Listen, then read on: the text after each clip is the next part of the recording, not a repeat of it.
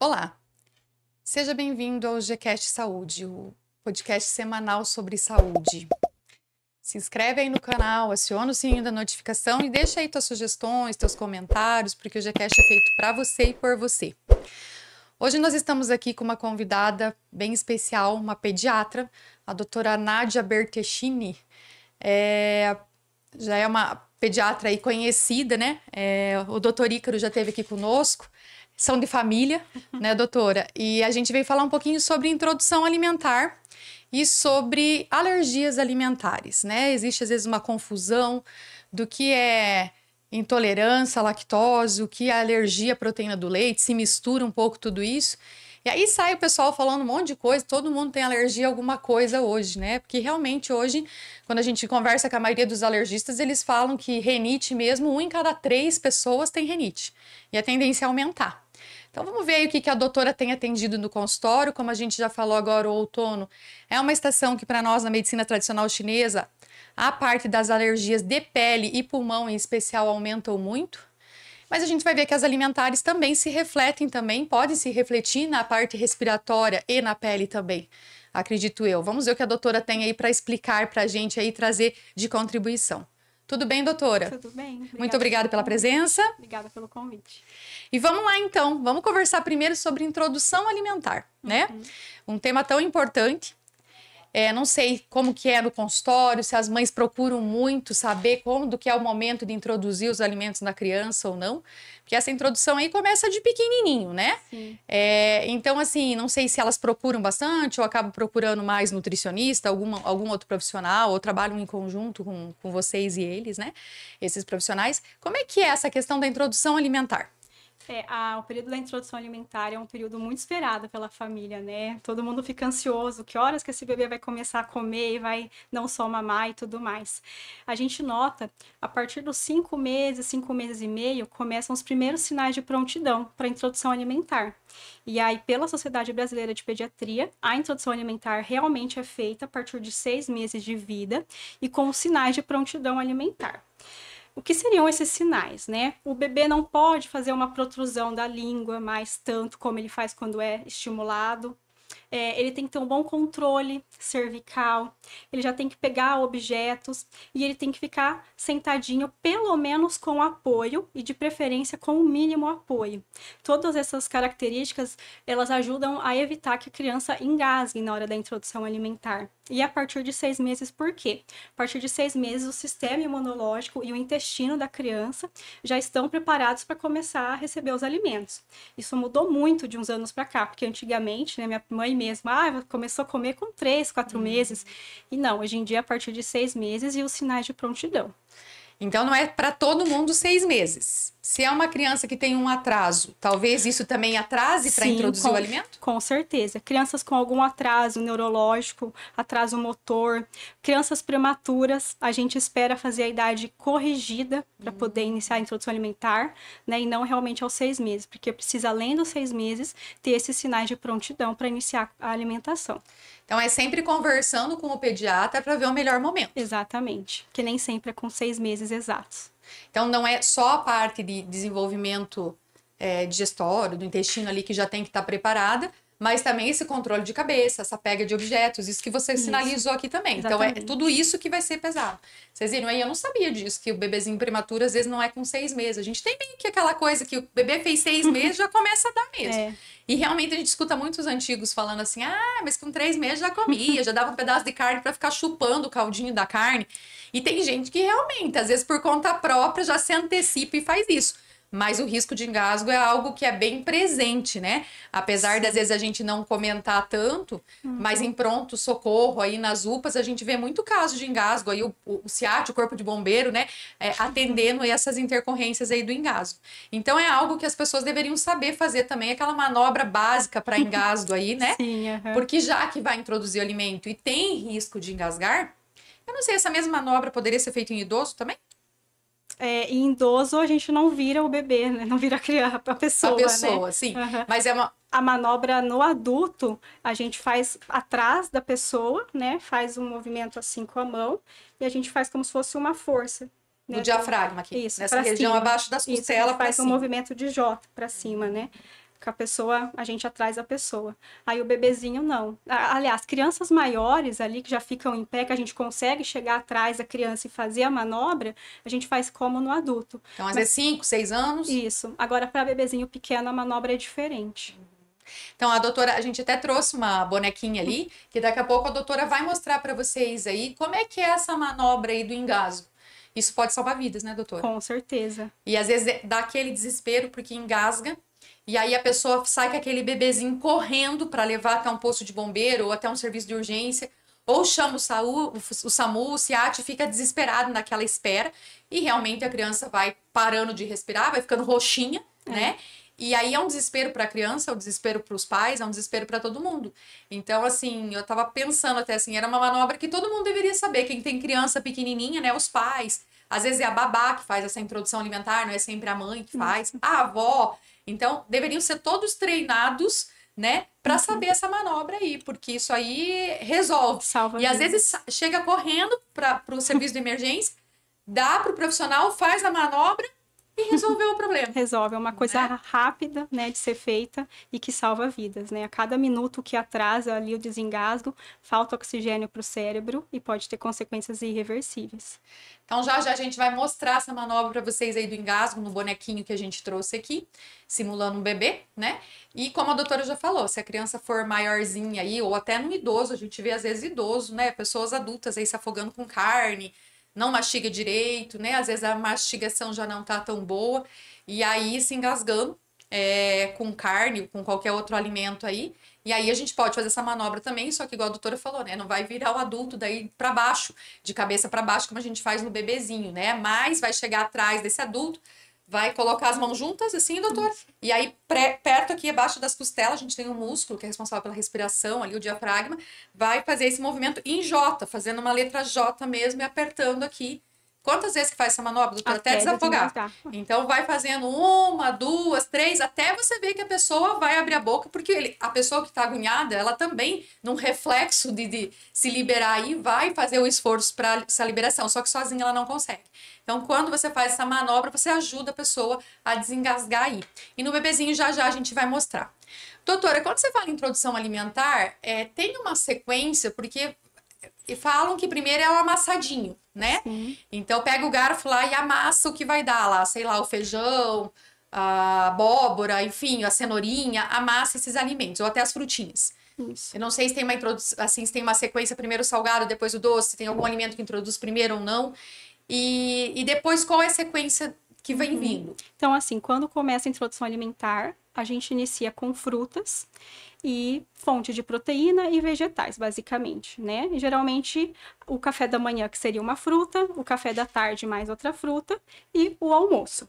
Passou ali um período, 2, 3 semanas, até 7 meses, se adaptou bem a essas 3 refeições, a gente começa o jantar também, que é semelhante ao almoço. É mais fácil a gente falar o que não pode, né? O que não pode na introdução alimentar? O sal, pelo risco de aumentar a pressão arterial. Isso às vezes é muito negligenciado. Ah, mas eu coloquei um pouquinho de sal, a avó coloca porque fica sem sabor. É muito sério isso, sabe? O rim da criança ainda está em formação, então a gente não pode sobrecarregar ele com sal já no início da vida. O sal ele é liberado só a partir de 1 ano de vida. Agora, todo tipo de tempero caseiro, azeite, óleo de oliva, banha de porco, que tem família que tem costume de usar, tudo isso está liberado. Outra coisa que não está liberada também é o açúcar, né? Isso, obviamente, até os 2 anos de idade, pelo menos. E o mel também não, pelo risco de botulismo que o mel pode causar. Todas as frutas pode, não tem nenhuma fruta que seja contraindicada. E de fonte de proteína, né, as carnes também, toda a carne é liberada. Porco, peixe, claro que sem espinho, boi, frango, ovo bem cozido, né? Tudo isso pode. Todos os tipos de vegetais e tubérculos, tudo isso pode. A gente sempre orienta no início, igual você falou, amassar, porque o bebezinho ainda vai aprender a mastigar e ele não tem dente, né? Só a gengiva durinha ali. Então, tudo no início bem amassadinho e bem cozido. Ao passar do tempo, passar dos meses, o bebê vai aprendendo essa mastigação e geralmente quando o bebê lá por volta dos 7, 8 até 9 meses, começa a fazer o movimento de pinça com os dedos, que é o momento que a gente começa a progredir essa textura, né? Aí começam uns pedaços um pouco maiores. Existe também a possibilidade de fazer o método BLW. O que que é isso? É oferecer um pedação grande para a criança explorar o alimento. Então, por exemplo, você pega um abacate, né, e dá ele inteiro para a criança segurar e ficar mordendo, mordiscando, se lambuzando inteira. É uma forma também da criança aprender ali a aproveitar, né, a manusear os alimentos. Certo. E aí, assim, ele é amassadinho. Depois, então, a hora que faz esse movimento que já pega esse de pinça, já começa a colocar os pedacinhos picados um pouquinho maior, Isso. ou até ele inteiro. Como é que chama esse outro método? BLW. BLW. E o raspadinho e desfiado, esse pode começar logo? Já no início. Tipo um peito de frango Bem desfiadinho. desfiadinho, que é molinho, né? Ou uma maçãzinha raspadinha. Esse já é de Isso início já liberado. desde o início. E você falou que pode colocar grãos, pode colocar legumes, frutas. É bom que faça uma alimentação bem diversificada, né? Para sentir diferentes gostos, texturas e ver o que realmente a criança gosta. E às vezes eles não gostam muito, parece que no primeiro momento. E daí, tenta uma vez e pronto? Não, de jeito nenhum. Então, assim, a criança está aprendendo a comer, está aprendendo o sabor.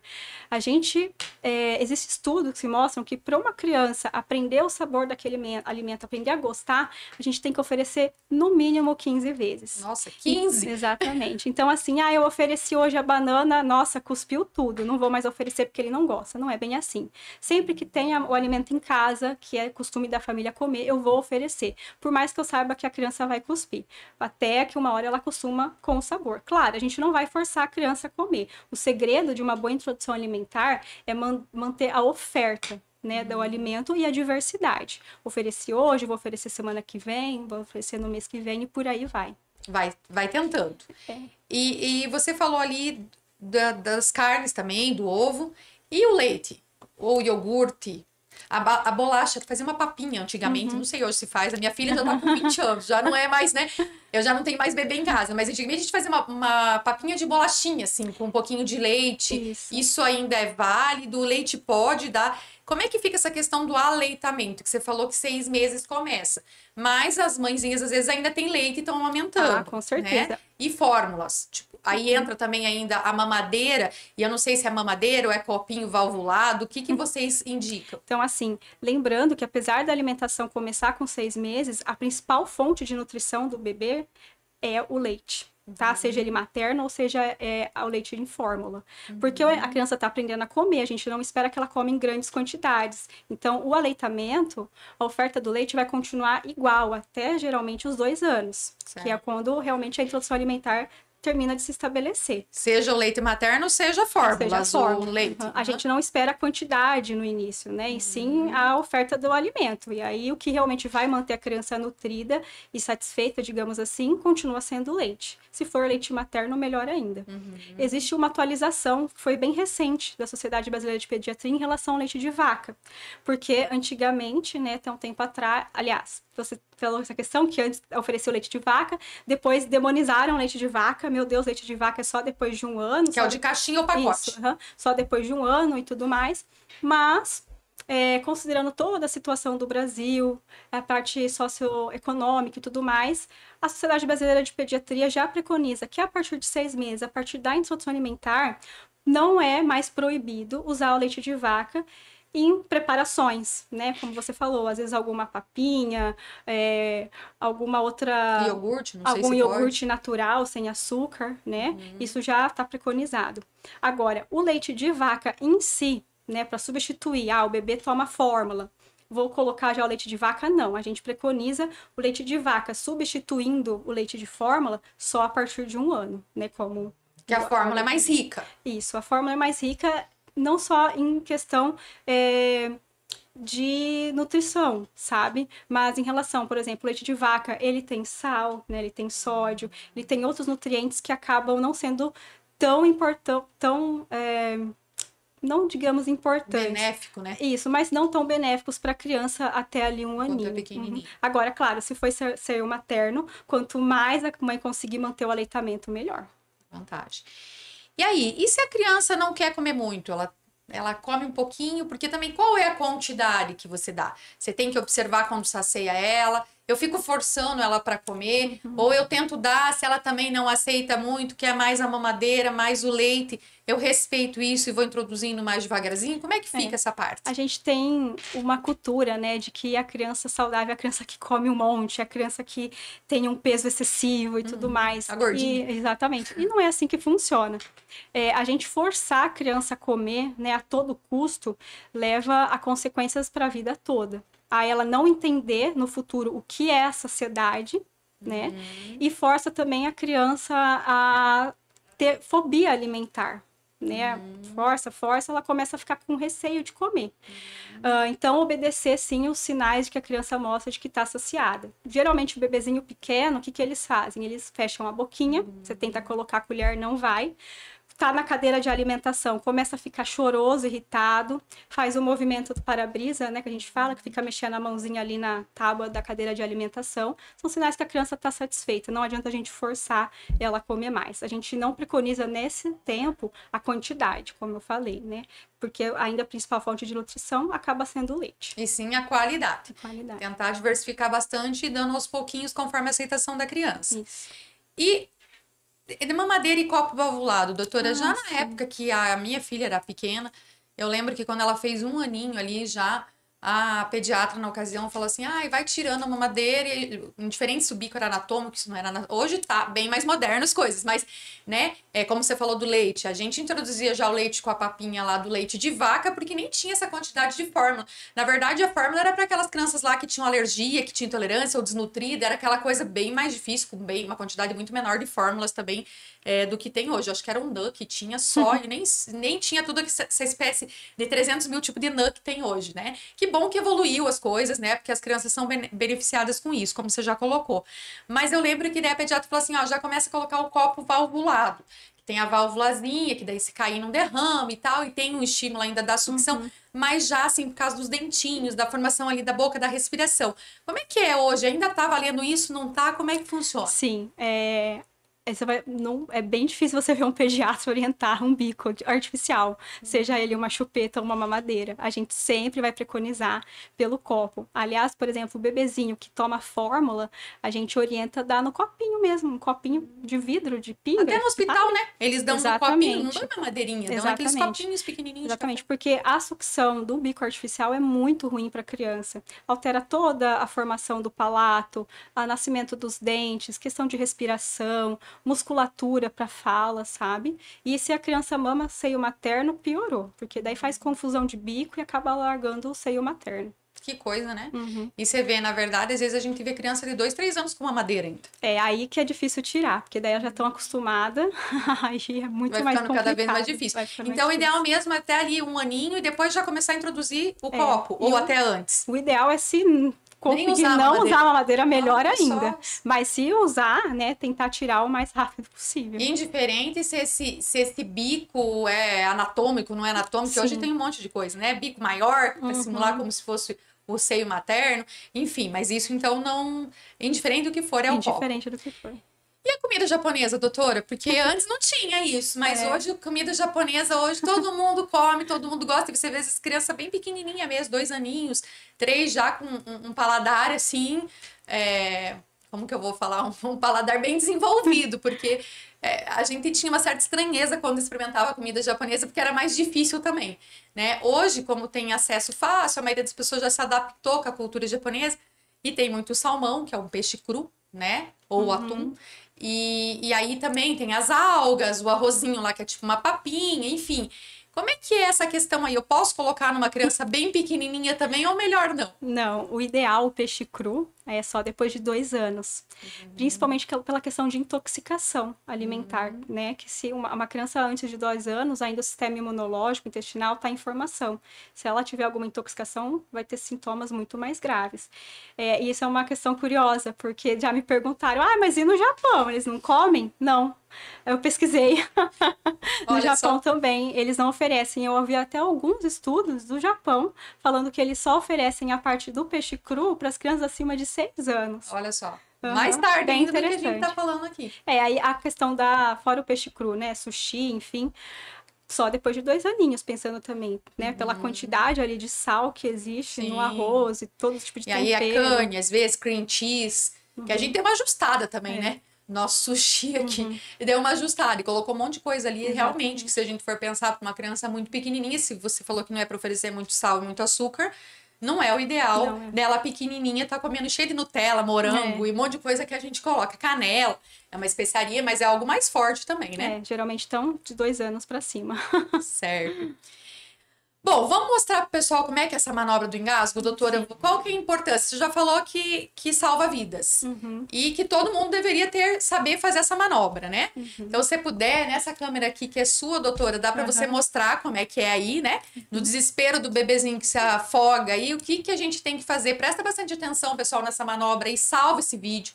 Manda para quem tem bebezinho pequenininho e se você tem, já aprende a fazer. E treina aí, né? Não precisa treinar no seu bebê mesmo, mas ele sempre tem boneca, tem aqueles bebezão, enfim, né? Treina aí, porque, claro, se o bebê não tá engasgado, você fazer uma manobra dessas também, às vezes vai até machucar o seu bebezinho, ele é para uma emergência mesmo.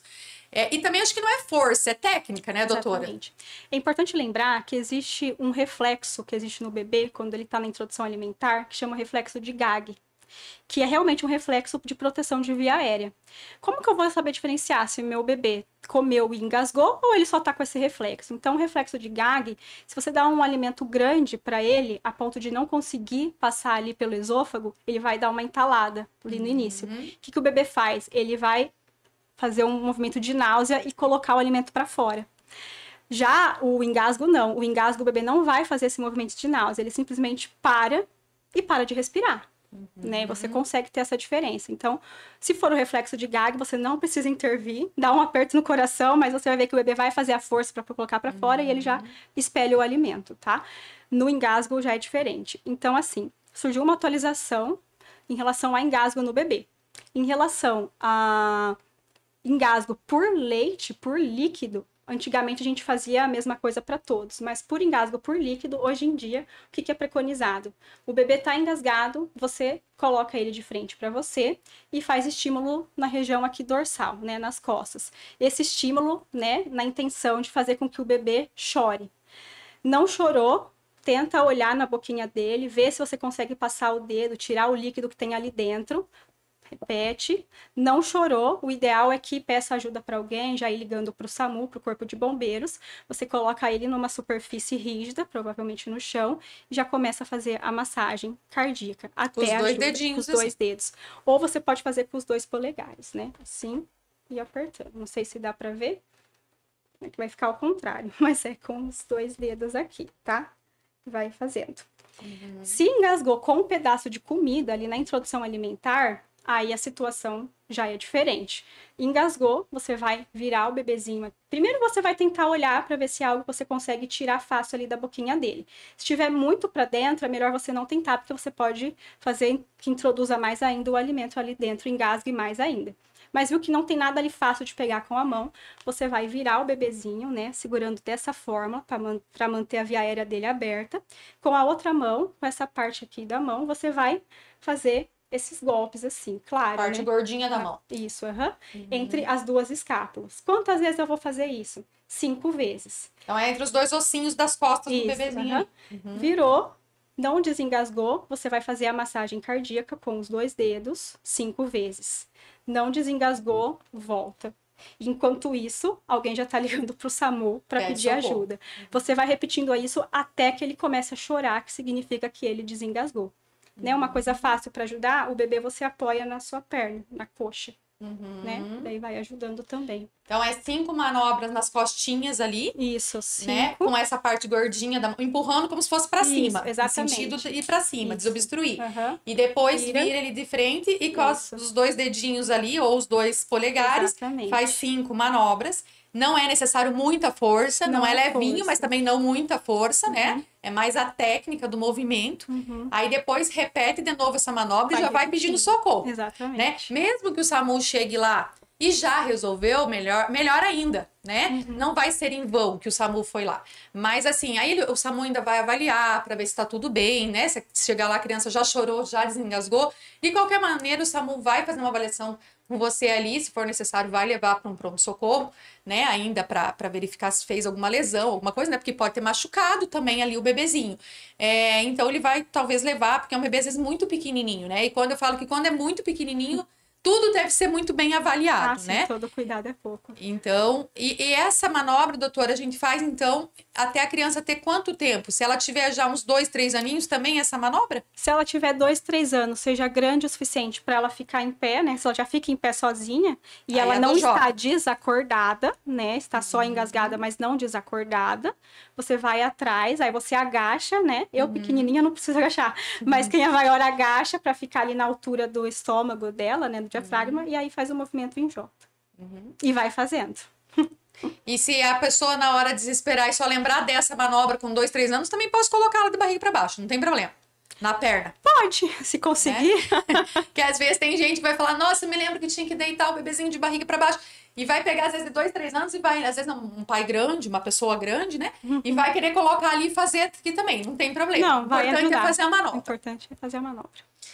Então é isso, pessoal. Lembra aí dessas dicas que é muito importante. Salva esse vídeo aí e passa aí para quem tem bebê pequenininho. E ensina todo mundo que está participando desse processo aí de introdução alimentar, o pai, a mãe, o avô, a avó, uma madrinha, uma tata, uma babá que fica cuidando do seu bebê. Se ele está participando dessa questão da introdução alimentar, ensina a fazer a manobra. Testa aí, treina nos bebezinhos, nas bonecas aí e fica atento. Você não precisa usar, que bom. Mas vai que você precisa. Isso salva vidas. Doutora, e falando de alergia alimentar, né? É um período de muita alergia agora no consultório, muita gente procura por causa de alergia alimentar ou de pele ou respiratória. Você vê aumento agora no outono? Assim, a alergia respiratória piora no outono e inverno, né? A alergia de pele, a dermatite atópica, costuma piorar também no inverno. Banho mais quente? Exatamente. Banho mais quente, né? A água ali fervendo acaba piorando a dermatite atópica. Já em relação à alergia alimentar, ela acaba não sendo sazonal, né? É o ano inteiro. Quando tem. E aí, o que seria essa tal dessa alergia alimentar? Então, a alergia alimentar é uma reação que o corpo produz, né? O sistema imunológico produz contra um alimento que ele não reconhece, né? Igual a gente pode ter alergia a alimentos, alergia à medicação, a gente vai ter alergia ali do alimento. E muita gente vem na introdução alimentar, na consulta de 6 meses, preocupado. Ai, como que eu vou saber que o bebê tem alergia? Eu posso fazer um exame de tudo? Infelizmente, não existe isso, né? O exame, às vezes, é provocar mesmo. Dar aquele alimento e ver se vai ter uma reação. Exatamente. A gente só vai saber se a criança tem alergia oferecendo o alimento para ela. Existe o que a gente chama de janela imunológica. De 6 a 9 meses é o período que o sistema imunológico da criança está em formação. Então, ele tem menos chance de fazer a reação alérgica. Por exemplo, nunca dei ovo para minha criança e agora ela já tem 3 anos. Se eu dar ovo agora, é muito mais chance dela fazer alergia do que se eu tivesse dado ali no início da introdução alimentar. Nossa, por isso é importante diversificar mesmo. Por isso é importante diversificar. E aí, quando a gente fala que é uma reação exagerada aí do sistema imunológico, uma reação àquilo, quais são os alimentos que é mais comum, assim, a pessoa ter alergia? Tem alguns alimentos que é mais propício a criança ter alergia? O leite a gente sabe, que já ouviu várias pessoas, né? O trigo também a gente sabe que tem os celíacos lá, as crianças que já têm alguma alteração. Que outros alimentos, assim, além do leite e do trigo? Frutos do mar. Frutos do né? mar. Camarão, crustáceos em si. Algumas frutas. A banana, o morango, o kiwi. E o ovo também? O ovo. E o ovo também. O ovo até tem uma questão que às vezes as pessoas falam até de algumas vacinas que tem alguma coisa relação com o ovo, que dependendo não pode nem fazer o uso, até a vacina às vezes. O ovo ele é uma situação um pouquinho mais específica em relação à alergia alimentar, porque depende a qual proteína do ovo, que ele tem várias proteínas nele, qual proteína do ovo que você reage. Porque dependendo de algumas proteínas e dependendo do tipo de reação que você tem, se não é uma reação grave, não contraindica fazer a vacina. Por exemplo, a vacina da febre amarela, vai o ovo na composição, né, para fazer ela. Aí tem toda essa questão, meu Deus, não vou vacinar. Não. Se não é bem assim. Não é toda reação que precisa ter essa precaução, essa contraindicação. E aí, que sintomas que normalmente tem quem tem uma alergia aí de algum alimento? Geralmente, comer o alimento minutos, segundos, né? No máximo 2, 3 horas depois, a criança começa com sintoma. Vômito, mancha no corpo, falta de ar, basicamente são esses sintomas. E aí são sinais coceira, assim, vermelhidão no corpo, né, que faz placas urticariformes pelo corpo. Inchaço também? Inchaço nos olhos, principalmente, inchaço nos lábios, né? E aí a reação alérgica, ela tem vários níveis. E aí o último nível, né, o nível mais, assim, problemático, mais perigoso, digamos assim, é a reação anafilática, que é onde já todo o sistema, né, todo o corpo já está ali em reação alérgica, que precisa urgente de um pronto atendimento. Mas isso não é tão comum fazer um choque já num primeiro contato com o alimento? Ou sim, pode ocorrer? Pode ocorrer. Nossa. Bem variado. Por isso que a gente sempre orienta na introdução alimentar. Eu vou oferecer ovo. Você tá com medo de oferecer ovo por causa da reação alérgica? Você não vai oferecer o ovo no final de semana que você tá viajando. Sim. Não vai oferecer à noite, né? Oferece um dia de dia que você pode ficar com a criança, pode observar se vai aparecer algum sintoma ou não. E também, cada vez que você vai colocar um alimento novo, naquele dia só coloca aquele alimento. Porque se você colocar 2 alimentos novos e ela fazer uma reação alérgica, às vezes a gente fica sem saber o que causou. Certo. E aí, se der um choque anafilático, isso aí é só pronto-socorro. Com certeza. Não tem o que Mais fazer rápido em casa, possível. não tem nada. Não. É chamar o SAMU ou colocar dentro do carro e ir para um pronto-socorro, de Sim, imediato. de imediato. E vômito também tá? Diarreia? Pode até ter, mas geralmente está mais relacionado a alguma intolerância, sim, alguma intoxicação alimentar, né? O vômito em si, na reação alérgica, sim. A diarreia já nem tanto. Certo. E dor abdominal? Não. Não também. E essa questão de corrimento nasal, pode ter alguma relação? Não, isso é uma falácia, né, que se propagou, assim. Eu não sou especialista em alergias, né, mas os médicos alergistas ficam doidos com isso, porque se propagou uma ideia de que, reação alérgica, alergia ao leite, alergia ao ovo, a criança tem coriza. Não existe isso, não tem essa relação. Certo. E aí o tratamento é o quê? Eliminar a causa. Por exemplo, se eu sou alérgica ao ovo, eu elimino o ovo. Se eu sou alérgica ao leite, eu elimino o leite. Quer dizer, eu tenho que eliminar o que me provoca o processo alérgico, é isso? Geralmente a gente pede o acompanhamento especializado com o alergista, porque a criança, como ela tem sistema imunológico em formação, olha que interessante, a gente consegue fazer dessensibilização. Alguns tipos de alergia, né? Não todos, mas alguns tipos, a gente consegue fazer o que a gente chama de teste de provocação oral. Ao passar dos anos ali, claro que em ambiente hospitalar, reintroduzir aquele alimento, né, de várias formas, para ela começar a adquirir imunidade e não fazer reação alérgica.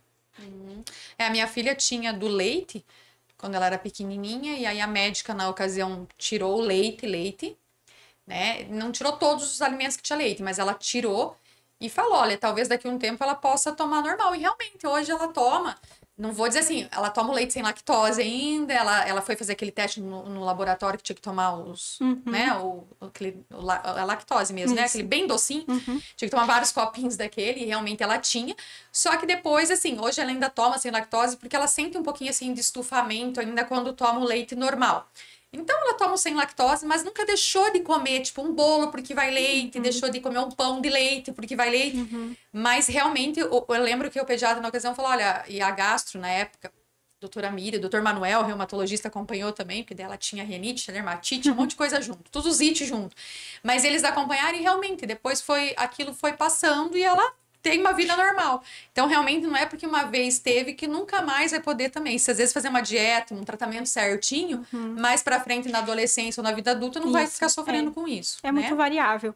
Mas uma coisa que a gente tem que deixar claro, alergia à proteína do leite não é a mesma coisa da intolerância à lactose. Isso, explica pra nós um pouquinho, doutora, porque eu sei que o pessoal faz bastante confusão. A PLV, que é a alergia à proteína, né? Com intolerância à lactose. E até com uma gastroenterite aí, porque às vezes até isso se confunde. Qual que é a diferença desses três? Então, assim, a alergia à proteína do leite de vaca, né? O nome fala por si só, é uma alergia à proteína do leite, tá? E essa alergia à proteína do leite, ela se manifesta nos primeiros meses de vida do bebê, com vários tipos de sintomas, tá? Estufamento abdominal, sangue nas fezes, muito vômito, muito refluxo, baixo ganho de peso, choro excessivo. Tá? Isso é uma coisa. A intolerância à lactose, ela é muito rara de dar nos bebês. É uma doença genética rara quando é feita em bebê, tá? Que é a intolerância à lactose genética. Essa que a gente vê no dia a dia, eu como, fico estufada, me dá diarreia, me dá dor abdominal, é a que a gente fala de intolerância da lactose do adulto. Que geralmente pode até começar em criança, a partir dos 3, 4 aninhos. O que é isso? A lactose, para ser digerida, precisa da enzima que nosso corpo produz, chamada lactase. E aí as pessoas com intolerância à lactose produzem de forma insuficiente a lactase. E aí, então, a lactose fica lá no intestino, fermentando, e começa a dar o sintoma. Distensão abdominal, diarreia, gases. Né? Gases e tudo mais. Por isso que daí o tratamento, ou você tira a lactose, ou uma vez ou outra, se você quiser, você toma a lactase, a enzima que você compra na farmácia. E daí fica tudo bem, você consegue fazer a digestão. Existe também uma coisa muito comum em pediatria, que é a intolerância transitória à lactose. Quando uma criança fica doente, principalmente com uma infecção intestinal, a famosa virose, vômito, diarreia, febre, o intestino fica sensível, né?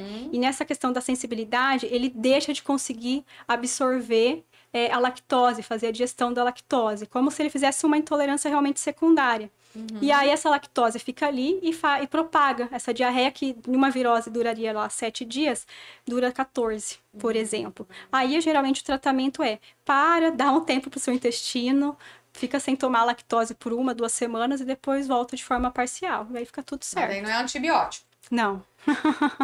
O pessoal, ultimamente a gente falou, já trouxe pediatras aqui, que tudo é antibiótico, Sim. né? E aí, assim, os pais vão na farmácia, hoje não pode mais comprar sem receita, graças a Deus, porque antes também era festival de antibiótico, tomava antibiótico sem necessidade, comprava, criava uma resistência até aquele antibiótico, né? E aí ficava complicado, e qualquer coisa era antibiótico. Falava, febre é antibiótico. E isso não é verdade, né, doutora? Não. A gente já viu até que existe até pneumonias de causa viral, algumas questões aí que são virais e antibiótico é para bactéria, né? Então aí você tomar antibiótico numa causa viral não vai ter resultado nenhum. Bem pelo contrário, né? Só vai piorar aí o intestino, a mucosa gástrica, toda essa parte. E as síndromes do intestino irritável, doutora? Porque a síndrome do intestino irritável também dá um pouquinho dessa diarreia, desses sangue nas fezes. Como é que eu consigo diferenciar? A síndrome do intestino irritável, ela não é uma doença de bebezinho, igual a alergia à proteína do leite de vaca. É uma doença de crianças maiores, tá? E a gente segue alguns critérios para fechar o diagnóstico de síndrome do intestino irritável em crianças. Elas têm que persistir com sintomas por mais de 3 a 6 meses, tá? Não é uma coisa aguda ali que durou 1, 2 semanas e não teve mais. É uma coisa crônica. Certo. E quando a gente fala em intolerância e alergia à proteína do leite, você falou que a reação é rápida. Você consome ali o leite e rapidamente tem. Tanto na alergia quanto na intolerância é rápida a reação? Sim. Tá. Aí, assim, uma pega mais sistema imunológico, outro gástrico, ou as duas pegam mais ou menos? Os dois são reação do sistema imunológico? A diferença é a alergia à proteína do leite de vaca tem a ver com o sistema imunológico, que reage contra a proteína do leite, e a intolerância à lactose só tem a ver não, né? Mas ela é definida pela falta de conseguir absorver a lactose. Aí bem pela falta gastrointestinal. Exatamente, pela falta da enzima lactase. Certo. E aí, pra gente saber o que eu tenho, então, para fazer esse diagnóstico, vocês viram que é complicado, né, gente? É bem complexo. A gente acha que tudo é tão fácil, né? Parece que na medicina, assim, eu vou levar no médico, já sei o que é, meu vizinho já teve, o meu outro filho já teve, enfim. E vocês viram que é muito complexo. Olha quanta coisa que a doutora falou aqui que pode ser, né? Às vezes a gente fala que é tudo intolerância. Intolerância à lactose, intolerância à lactose. Até eu acabei de falar aqui que minha filha eu acho que nem era então intolerância à lactose, porque ela era muito pequenininha. Não sei se tinha 1 ano ainda. Mas, enfim, talvez era da alergia da proteína, era alguma outra coisa. Claro que a gente vê ainda um certo desconforto, mas assim, às vezes também uma digestão um pouco mais sensível, mais delicada, né? A gente não pode tudo titular que é intolerância à lactose. A gente tem essa mania, vocês viram que tem intolerância, tem alergia à proteína do leite, tem a jeca aí, né? Que é as gastroenterites, tem a síndrome do intestino irritável. Então, assim, tem muita coisa. Tem transitórias, como a doutora colocou aqui. Então, para isso, realmente, você tem que fazer uma consulta com o seu médico, levar no pediatra e ir relatando e anotando, às vezes, nesse histórico, quando que deu, o que consumiu, se é com frequência, se não é, levar todo esse histórico que é importante para você, né, doutora? E aí, assim, vocês fazem o diagnóstico em cima do quê? Desse histórico, principalmente, e vocês pedem algum exame, alguma coisa a mais? Na alergia à proteína do leite de vaca, o histórico é suficiente. Não existe um exame específico ali para alergia à proteína do leite de vaca. Para intolerância à lactose, para crianças maiores, a gente encaminha geralmente para o gastro, né? Geralmente eles pedem, se a história ainda não for muito característica, se ainda tem dúvida de que seja a intolerância à lactose, o teste do hidrogênio expirado, né, que é um exame bem específico para diagnosticar, ou esse que você falou, que vai tomando do copinho e vai medindo depois. Uma coisa que não ajuda é o teste genético à lactose. Tá? Existe se você for no laboratório e fazer esse teste por conta própria, eu fiz o teste genético e deu que eu sou intolerante. Não adianta, não dá para confirmar que é. Esse teste é um teste muito específico, só usado para o que eu falei, para os casos raros de bebês que já nascem com essa intolerância à lactose genética, que é muito raro. Na população em geral, fazer esse exame de teste genético de lactose é só perca de dinheiro. Vai gastar com uma coisa que não precisa. Daí depois, quando você precisa mesmo, daí vai ter restrições.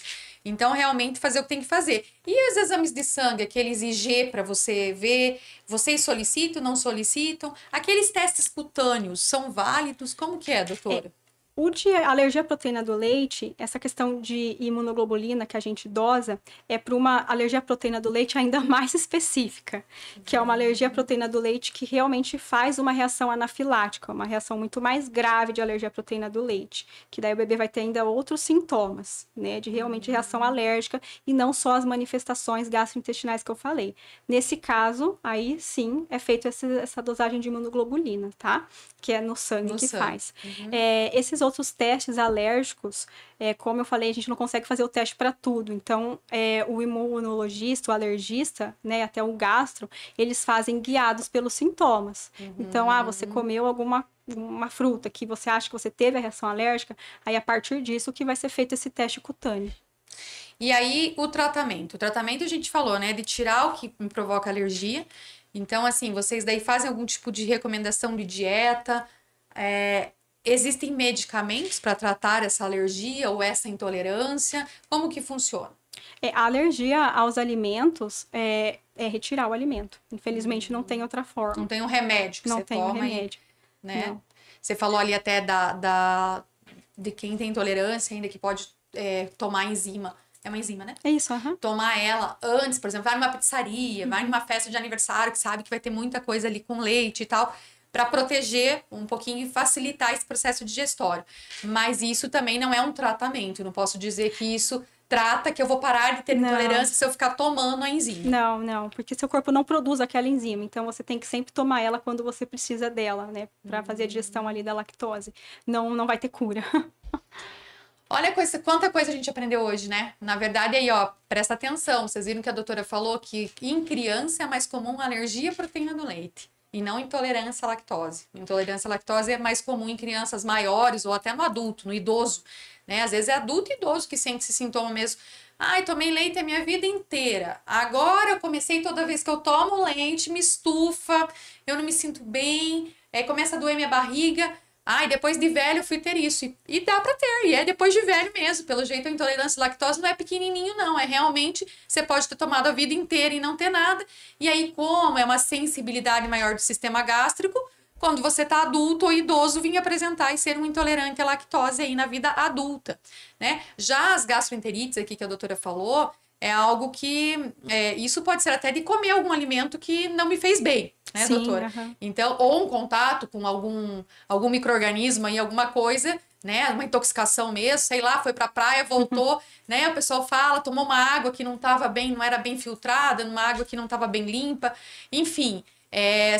aí é algo que é mais rotineiro, vamos colocar assim, né, doutora? Mas que a gente tem que ter cuidado também, porque tem muitas questões com higiene aí também. Nossa, com certeza. Final do ano, a questão de só ir pra praia, volta todo mundo com gastroenterite. Pois é, né? Se alimenta daquele jeito, come tudo que produz na praia, não sabe nem como que é produzido, se a mão é lavada, se não é lavada, já pega e já consome aquilo lá. E você tá com a digestão um pouquinho mais sensível, a conta vem com certeza, né? E a síndrome do intestino irritável não é uma coisa que eu acho que é tão comum, né, doutora? Mas também, assim, não é algo que é impossível, tem bastante que se encontra, mas é também um diagnóstico mais delicado, que tem vários critérios para mim dizer que eu tenho uma síndrome do intestino irritável, mas que tem sintomas que se assimilam e que você pode confundir, às vezes, com os outros. Então, realmente, cabe a um bom diagnóstico. Aprenderam a manobra do engasgo aí, gente? Revisa essa manobra aí, introdução alimentar. Vocês viram que a doutora falou que nada substitui o aleitamento materno, mesmo introduzindo alimentos, mantém aleitamento materno, se você pode até os 2 anos, ainda até os 2 anos. Então, até os 2 anos, para depois retirar. E mesmo que você não amamente mais, não tem mais leite, só conseguir amamentar até o 6º mês, mantém as fórmulas, né? Copinho valvulado e não mamadeira o mais rápido possível. Então, é muita dica aí que vocês tiveram. Agradecer a doutora Tassiana, que trouxe essa pauta. E a doutora Tassiana Carvalho já esteve aqui com a gente, pediatra. E ela falou, vamos tentar essa pauta. E muita gente que nos assiste pediu essa pauta, da introdução alimentar, das alergias alimentares, porque existe muita dúvida aí mesmo. Então, vamos passar adiante esse podcast aí, porque vai servir para muita gente. Doutora, eu quero te agradecer pela sua presença. Gostaria que você fizesse suas considerações finais, que você deixasse teu Instagram ou teu contato onde você atende, né? Alguém que está assistindo a gente ficou curioso, ficou na dúvida, quer fazer um diagnóstico melhor, quer fazer uma consulta com um pediatra. Então, você deixa suas considerações finais, por gentileza, da questão da introdução alimentar e das alergias. Vou te convidar outras vezes para a gente vir aqui, porque assunto de pediatria é o que não falta. E cada um dá um podcast separado, né? Então, eu lhe agradeço muito, que eu sei que a agenda é apertada. Olha, foi alguns meses para conseguir essa data, mas vamos lá. Aí, se você puder deixar suas considerações e os teus contatos aí para quem está nos ouvindo. Obrigada, Larissa, pelo convite. Realmente esse tema é um tema muito extenso, a gente ficaria aqui por horas, né, falando sobre alimento, intolerância, introdução alimentar. Tem muita coisa para se falar, a gente tentou resumir o máximo que a gente conseguiu, né, mas muito obrigada pelo convite. Eu atendo na clínica Vale Kids, tá? Meu Instagram é pediatra.nadia. Nádia com I? Com I, Tá. E aí, quem precisar, lá no meu Instagram tem o link da clínica e tudo mais. Já dá para clicar lá e agendar, fazer o agendamento. Na Vale Kids, então. Isso. A Vale Kids fica ali perto da academia da Fitness? Isso, ali na frente. Na Rio de Janeiro? Isso. Na rua Rio de Janeiro. Vários especialistas bons lá, né? Eu vi que tem vários pediatras, acho que a doutora Mafalda tá lá também, Sim, né? A doutora Mafalda. Então, assim, tem muito pediatra bom lá na Vale Kids. Então, se você precisa saber mais informação, agende lá com a doutora que ela vai tirar as dúvidas. Se você tiver alguma dúvida também aí, faça o comentário aí que a gente manda para a doutora também, para ela estar respondendo para vocês aí as dúvidas que vocês tiverem. Alguma consideração final, doutora, sobre o tema? Eu acho que tem que deixar claro essa questão, né? O aleitamento materno, como você falou, a gente pediatra raiz, digamos assim, né? Aleitamento materno a gente vai proteger no máximo que a gente conseguir até os 2 anos, isso é muito importante. Inclusive, crianças que fazem aleitamento materno, elas têm menos chances de ter reação alérgica por conta do sistema imunológico. Igual você falou, existem muitas fórmulas hoje em dia, mas nenhuma se compara ao aleitamento materno, né? Nenhuma substitui, Parece que né? é uma coisa tão simples, mas uma fórmula é tão mais cara, será que não é muito melhor? Não. E não existe leite fraco, tá? Todo leite materno é válido, a mãe pode estar doente, o organismo faz de tudo para manter o leite materno o mais rico em substâncias e nutrientes para o bebê. Então é isso, gente. Até o próximo GCast Saúde.